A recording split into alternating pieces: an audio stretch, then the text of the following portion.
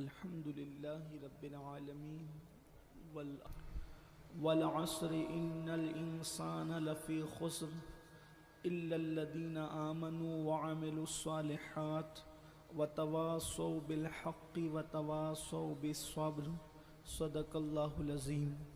غوث اعظم بمن بے سر و ساما مدد قبلہ دین مدد کعبہ ایمان مدد انتظار کرم تست من عینی را اے خدا جو خدا بینو خدا دا مدد بگیرداب بلا افتاد کشتی ضعیفانو شکستہ رات و کشتی بحق کے خواجہ عثمان ہارون مدد کن مدد کن مدد کن یا معین الدین چشتی.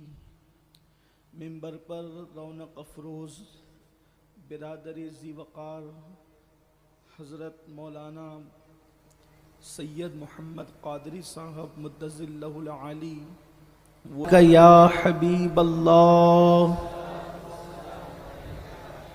وعلى آلك وأصحابك يا نور الله صلی اللہ تعالی علیہ وسلم. دن لہو میں کھونا تجھے شب صبح تک سونا تجھے شرم نبی خوف خدا یہ بھی نہیں وہ بھی نہیں رزق خدا کھایا کیا فرمان حق ٹالا کیا شکر کرم ترس سزا یہ بھی نہیں وہ بھی نہیں اور ڈر تھا کہ عصیاں کی سزا اب ہو گیا روز جزا دی ان کی رحمت نے صدا یہ بھی نہیں وہ بھی نہیں.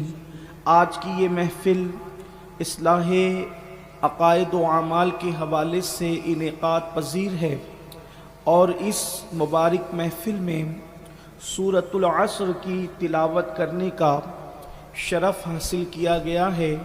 اللہ تبارک و تعالی اس کے متعلق مجھے حق کہنے اور آپ سب کو حق سن کر اس پر عمل کرنے اور اسے عام کرنے کی توفیق عطا فرمائے.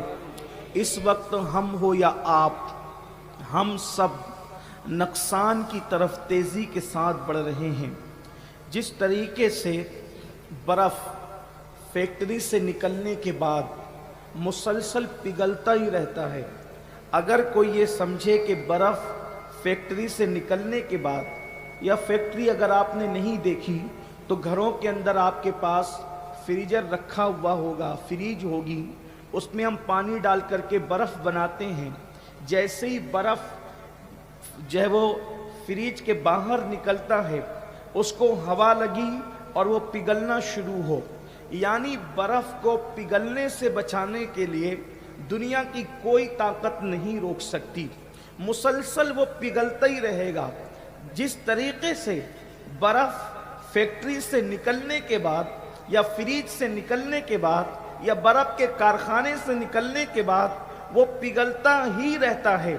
اب ہوشیار انسان جو اس برف کو اب اس نقصان سے بچانا چاہتا ہے تو اس کے لیے آسان طریقہ یہ ہے کہ اس پگھلنے والے برف کو وہ کسی کو نہ پگھلنے والا پیسہ لے کر اور پگھلنے والا برف دے دے تاکہ وہ اپنی محنت جو ہے وہ ضائع ہونے سے بچا لے وہ اپنی محنت کو نقصان میں ڈالنے سے بچا لے. بلا تمثیل جس طریقے سے برف فیکٹری سے نکلنے کے بعد مسلسل پگھلتا ہی رہتا ہے اور وہ پگھلے گا ہی پگھلے گا. اس کو پگھلنے سے دنیا کی کوئی طاقت نہیں بچا سکتی.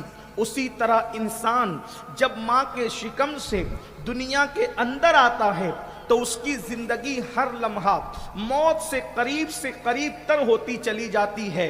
انسان اب کوئی دنیا کا انسان ہو وہ عالم ہو یا ان پڑھ ہو وہ عامل ہو یا بے عمل ہو وہ باعمل ہو یا بد عمل ہو وہ نیک ہو یا بد ہو وہ متقی ہو یا شیطان کے راستے پر چلنے والا ہو سب کی زندگی گھٹ رہی ہے. سوئی کا ایک سیکنڈ جیسے ہی آگے بڑھتا ہے ہر انسان کو موت سے قریب کرتا ہے. 1 گھنٹہ زندگی کا گزرتا ہے, انسان کو موت سے قریب کرتا ہے. 1 دن گزرتا ہے, انسان کو موت سے قریب کرتا ہے.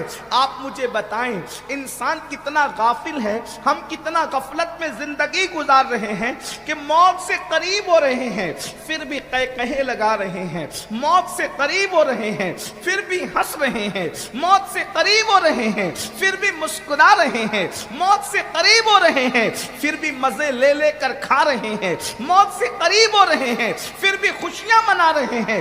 ذرا اندازہ تو کرو, اللہ اکبر, اگر کسی کو ڈاکٹر کہہ دے کہ تمہاری زندگی کے 24 گھنٹے بچے ہوئے ہیں, اب آپ مجھے بتائیں جب اس کو پتا ہوگا کہ اس کی زندگی کے 24 گھنٹے بچے ہیں تو کیا اس کی نظر گھڑی کی سوئیوں پر نہیں ہوگی, اس کی نظر گھڑی کے کانٹے پر نہیں ہوگی؟ اللہ اکبر, اس کی نظر گھڑی کے کانٹے پر ضرور ہوگی. اور جیسے جیسے سیکنڈ کاٹا آگے بڑھتا جائے گا ویسے اس کے دل کی دھڑکن تیز ہوتی جائے گی. میں آپ سے پوچھنا چاہتا ہوں, اصلاح معاشرہ کی محفل میں, عقائد و اعمال کی اصلاح کی محفل میں تشریف لانے والوں مجھے بتاؤ, اللہ اکبر, جس کو ڈاکٹر نے کہہ دیا صرف 24 گھنٹے زندگی کے بچے ہیں, اگر وہ تھوڑی بھی آخرت کی سود بود رکھتا ہو, اس کو کوئی آ کر کہے چلو کرکٹ کھیلیں گے, وہ کہے گا میں نہیں آتا. کوئی اس کو کہے گا چلو گانا سنیں گے, وہ کہے گا نہیں میں نہیں آتا. جب آپ اس کو کہیں گے چلو معاذ اللہ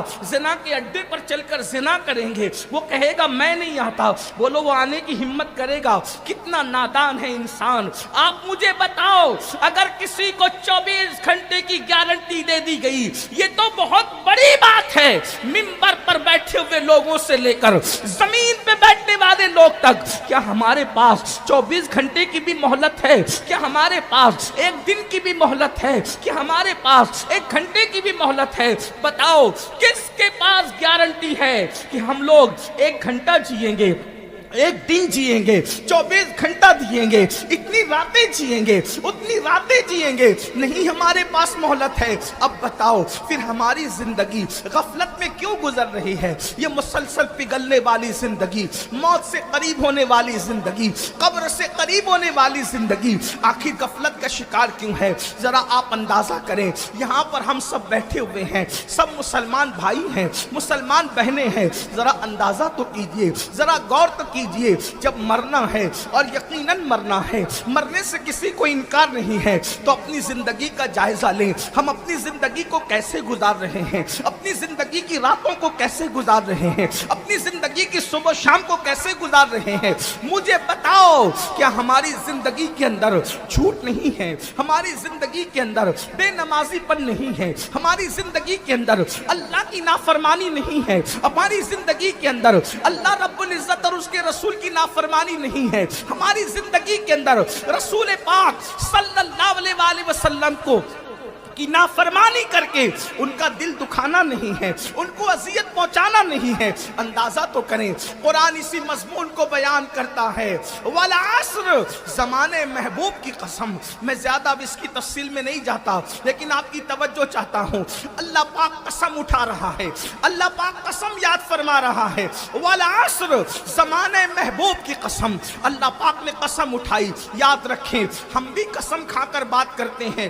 جس چیز کو قسم کھا کر بات کرتے ہیں اس کا مطلب وہ چیز بہت زیادہ مضبوط ہوتی ہے, تبھی تو اس کی قسم کھائی جاتی ہے. کوئی یہ نہیں کہتا تیری چپل کی قسم, کوئی یہ نہیں کہتا تیری چوکھٹ کی قسم, کوئی یہ نہیں کہتا تیری انگوٹھی کی قسم, بلکہ قسم کس کی کھائی جاتی ہے؟ جو چیزیں زیادہ قیمتی ہوتی ہے. انسان کہتا ہے تیری سر کی قسم, تیری ماں کی قسم, تیری جان کی قسم, حالانکہ ان قسموں کا شرعی اعتبار نہیں ہے, لیکن قربان جائیں.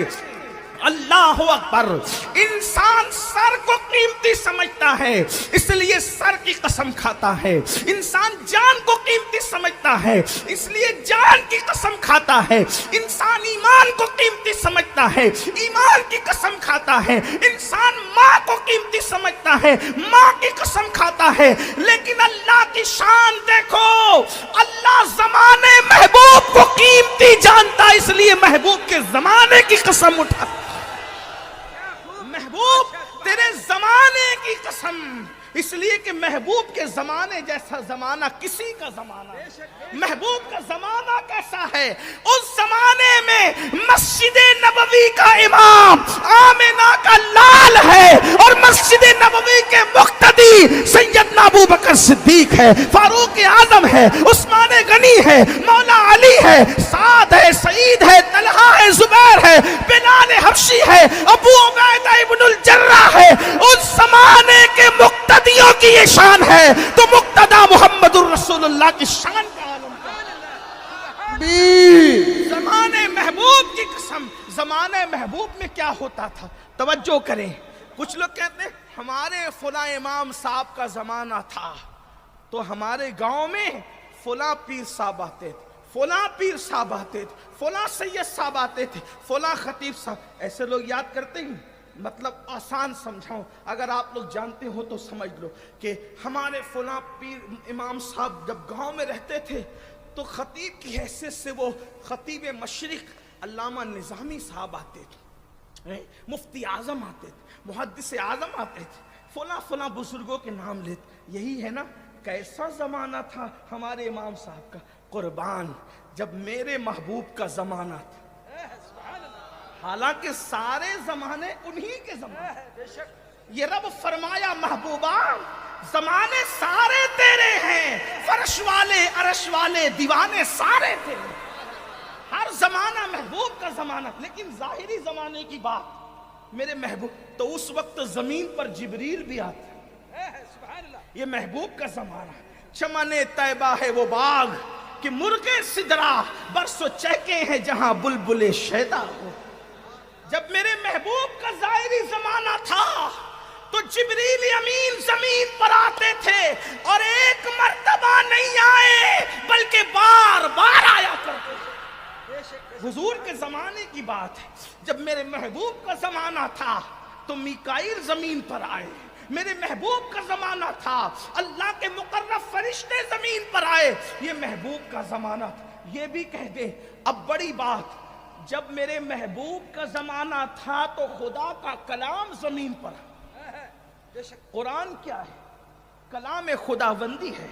اس سے نبی کے زمانے کی حیثیت آپ متعین کریں کہ کیا شان ہے نبی کے زمانے کی، کہ جب محبوب کا زمانہ ہوتا ہے تو کلام خداوندی زمین پر آتا ہے۔ کیا شان ہے محبوب کے؟ تو اللہ نے فرمایا زمانے محبوب کی قسم۔ اچھا اللہ نے تو والعصر فرمایا، یہ بھی بات والعصر فرمایا۔ عصر سے مراد کچھ لوگوں نے کہا نماز عصر بھی ہے، عصر سے مراد لوگوں نے کہا وقت بھی ہے، ٹائم۔ اس سے ٹائم کی اہمیت بھی پتہ چلی۔ لیکن اہل سنت کا امام اہل سنت جب اس کی تشریح کرتے ہیں تو کہتے ہیں ایسی بات کہہ دو جس میں عصر بھی آ جائے اور فجر بھی آ جائے، وقت بھی آ جائے، راتیں بھی آ جائے، دن بھی آ جائے۔ کیا؟ والعصر زمانے، ویسے العصیر، العصیر اس کو کہتے ہیں جوس۔ عصیر کا مطلب ہوتا ہے جوس، تو پھلوں کا نچوڑ ہوتا ہے نا جوس، یعنی پھل نچوڑ لیے جائیں تو جوس نکلتا ہے۔ توجہ آپ کی، میری بات سر پہ جائے تو خاموش ہو جائیں تاکہ مجھے لگے کہ آپ کو سمجھ میں نہیں آ رہی، اور اگر سمجھ میں آئے، واقعی آئے، تو میرا دل بہلانے کے لیے نہیں، اللہ کو راضی کرنے کے لیے اللہ کا ذکر کر لینا، کچھ بھی زبان سے کہنا تو سمجھوں گا کہ بات سمجھ میں آ رہی۔ پھل جب نچوڑ لیے جاتے ہیں تو کیا ہوتا ہے؟ کیا نکلتا ہے؟ جوس۔ اور جب جوس نکل جاتا ہے پھل میں کچھ رہے نہیں جاتا۔ اللہ نے کیا کہا؟ والعصر، حالانکہ عصر بھی زمانے کو کہتے ہیں، قرن بھی زمانے کو کہتے ہیں۔ اللہ نے والقرن نہیں فرمایا، کیا فرمایا؟ والعصر۔ حالانکہ قرن بھی کہا، اگر زمانے کی بات ہے تو زمانہ بھی قرن کو بھی زمانہ کہتے ہیں، لیکن قرن نہیں کہا۔ یہ میرے اللہ کے کلام کی شان ہے۔ فصحاء عرب کے بڑے بڑے جب محبوب کو یہ زبان عطا کی تو پھر اس کے کلام کی شان کیا ہوگی؟ والعصر، زمانے محبوب کی قسم، یعنی کہ جب پھل نچوڑ لیا جاتا ہے تو جوس نکلتا ہے، جوس نکلتا ہے تو پھل میں کچھ رہ نہیں جاتا، خالی ہو جاتا ہے پھل۔ تو اللہ فرما رہا ہے والعصر، زمانے محبوب کی قسم، یعنی سارے زمانے کا اگر کوئی نچوڑ ہے نچوڑ تو وہ میرے محبوب کا زمانہ ہے، اور محبوب کا زمانہ نکال دیا جائے تو پھر زمانے سے کچھ باقی نہیں۔ بے شک سبحان اللہ۔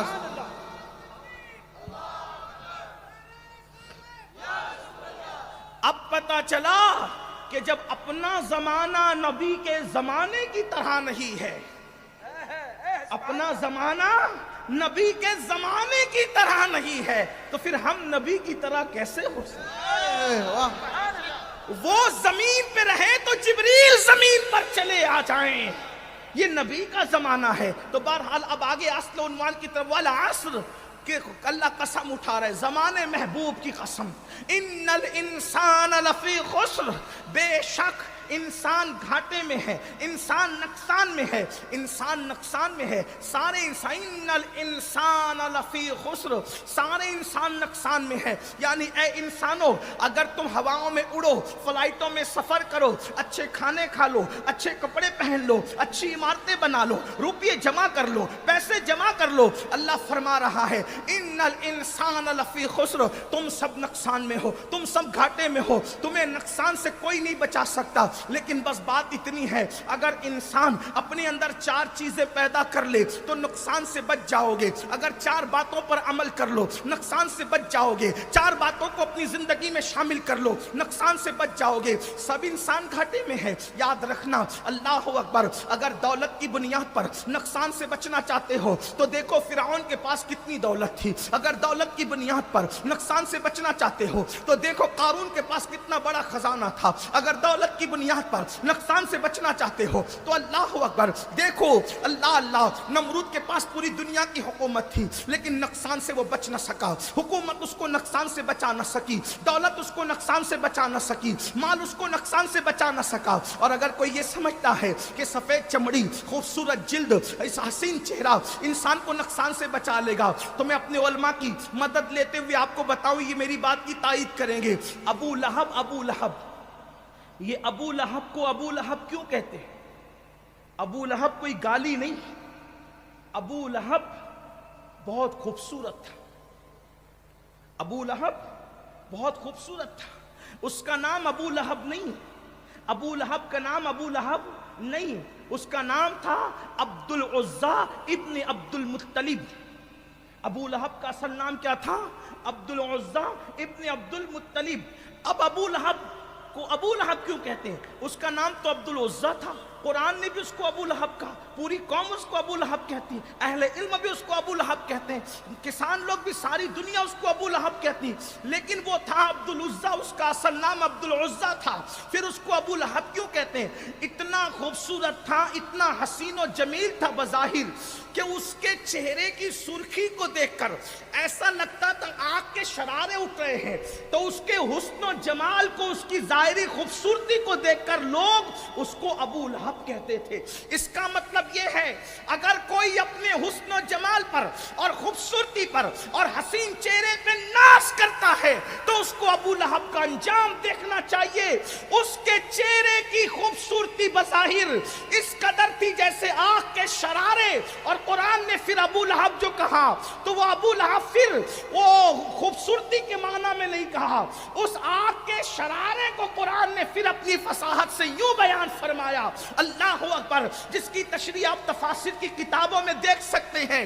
تو ابو لہب خوبصورت ہونے کے بعد بھی اس کی زندگی کا اینڈ یہ تھا کہ مرنے کے بعد اس کے جسم میں کیڑے پڑے، بدبو آئی، اس کے بیٹے تک اس کے جنازے میں کاندھا نہ دے سکے، اس کو دفن نہ کر سکے، بلکہ حبشی غلاموں کو کرائے پر لے کر اس کو قبر کے اندر پھینکا گیا، اور اس کا عبرتناک انجام انسانوں کے سامنے آ گیا کہ لوگوں، اگر کوئی حسن اور خوبصورتی پر گھمنڈ کر رہا ہے تو خوبصورتی بھی تمہیں نقصان سے بچا نہیں سکتی، نہ دولت، نہ مال، نہ نسب، نہ کاروبار، نہ اولاد۔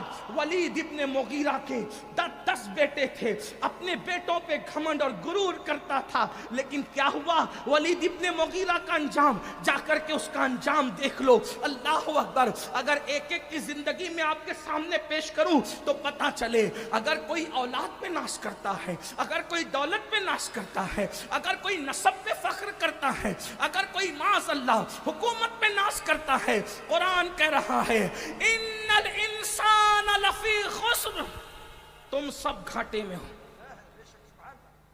مرنے کے بعد پچھتاؤ گے تم گھاٹے میں ہو، مرنے کے بعد پچھتاؤ گے تم گھاٹے میں ہو۔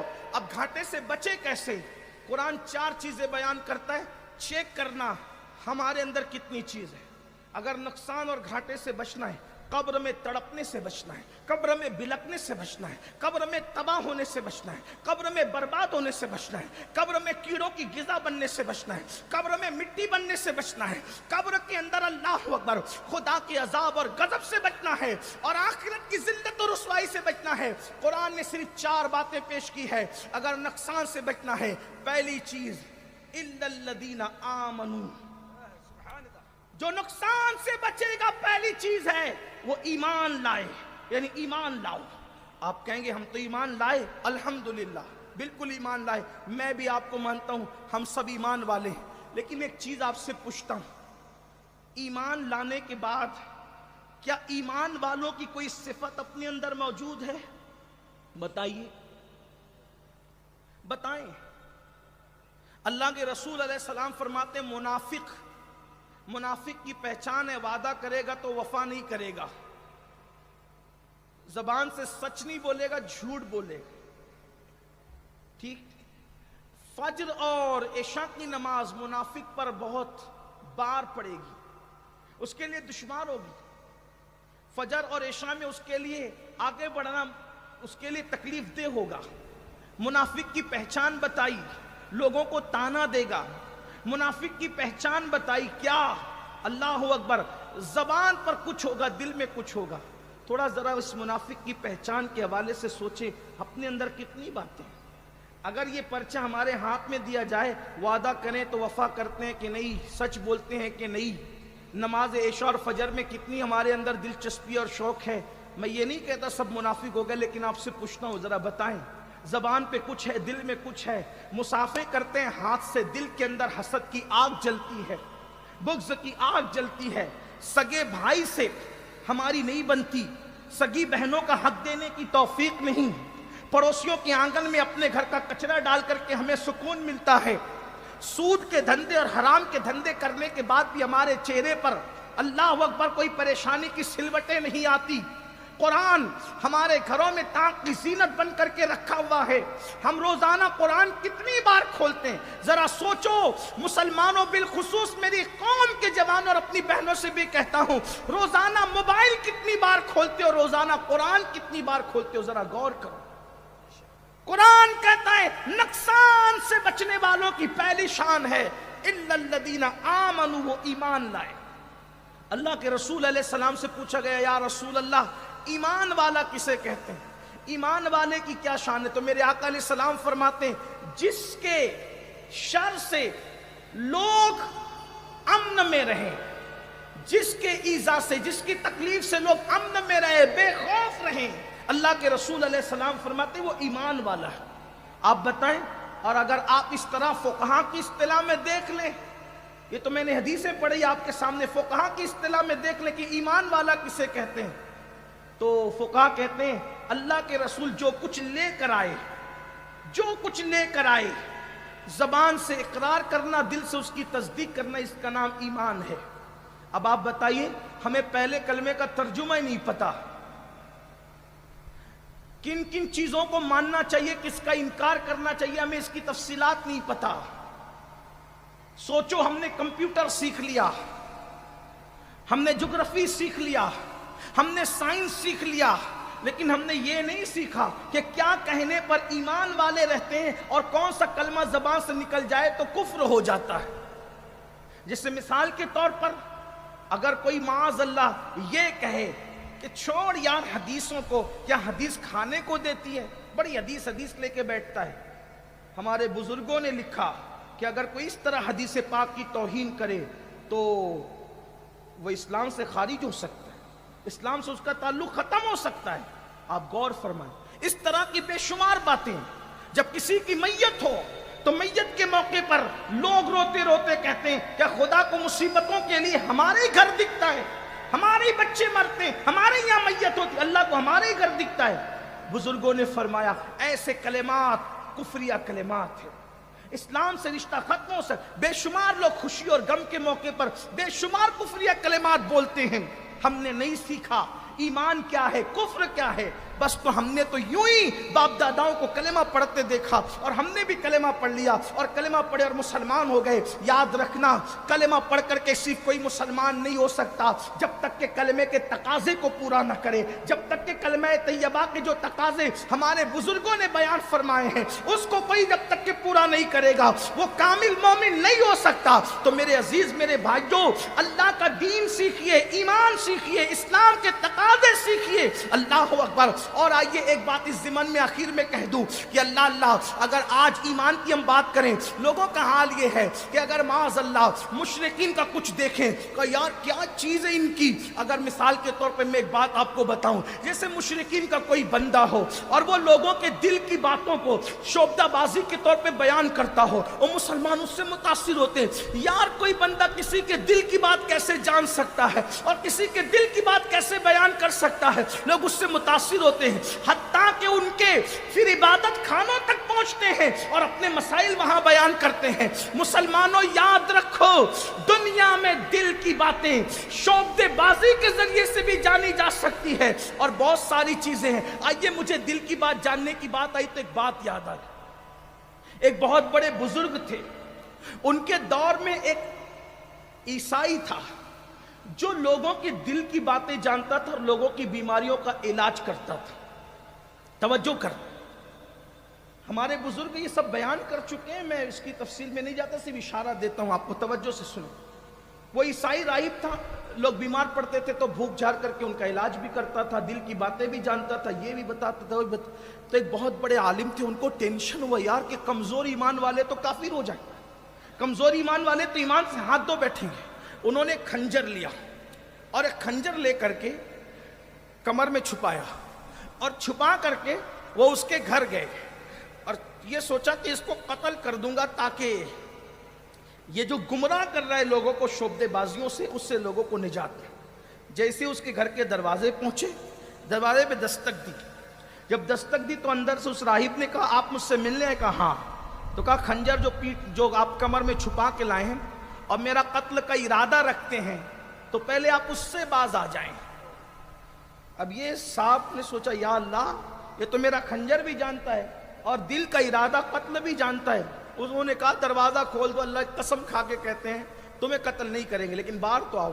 وہ باہر آیا، آنے کے بعد اس بزرگ نے پوچھا بتا تو دل کی باتیں بھی جانتا ہے، کمر میں چھپا کھنجر بھی جانتا ہے، یہ مقام تجھے کیسے مل گیا؟ تو اس نے بتایا کہ میں نے اپنے نفس کے مخالفت کی، میرا نفس مجھ سے جو کہتا رہا میں نے ہمیشہ اس کے خلاف کیا، اس لیے مجھے یہ مرتبہ مل گیا کہ میں دلوں کی باتیں جاننے لگا۔